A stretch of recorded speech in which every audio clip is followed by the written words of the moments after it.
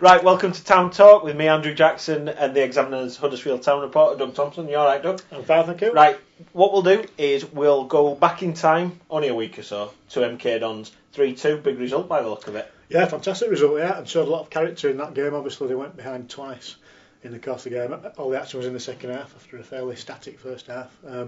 And yeah, bounced back twice to equalise and then got the winning goal, which is fantastic. And then had to defend quite deeply for the remaining 15 minutes just to make sure of the 3 points. It appeared it meant a lot to the players and Lee Clark, who seemed to be very, very pleased Yeah, sure. about it, galloping up and down. An emotional display, all the players had the shirts off, which is not strictly allowed under the rules, is it? But I think they all got away with it, Anthony Kay especially when he scored. Yes.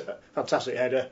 We've all seen about goal celebrations this week, haven't we? Yeah. So perhaps not the wisest thing to do, but we'll put that firmly in the background now. And if we fast forward to Brentford, so it was 0-0, which is positives, Town's first clean sheet of the season, negatives. Is it the first time they failed to score of the season?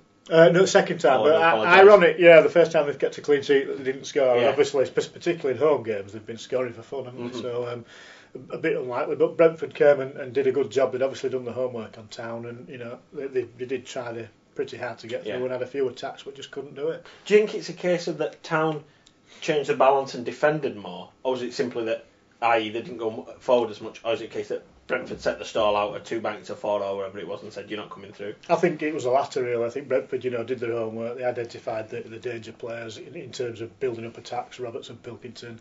They made sure that they negated them as much as possible. And, on another day, Town would probably have scored and gone on to score 2 or 3, but it just wasn't to be. Mm-hmm. Who have they got this Saturday?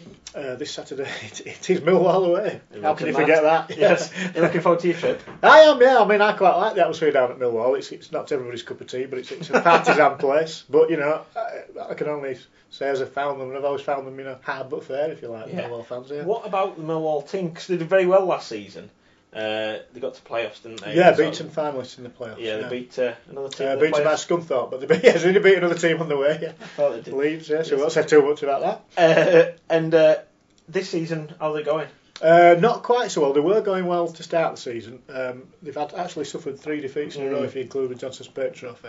And away defeats at Gillingham, Bristol Rovers before that, but they've had a lot of injuries, which has certainly disrupted the balance of the team. They've made a few sort of emergency loan signings. Right. They've also brought in Danny Schofield, who of course Town fans will have seen not recently because he played against us for Yeovil, and then shortly after that completed his Millwall move. So the suggestions are that players are starting to come back down there, and by the nature of the ground, it's never an easy place to go. Although having said that, Town have got a fairly good record over the last 3 or 4 visits. Right, okay. Thank you very much, Doug, and thank you very much, and good luck to Town this weekend.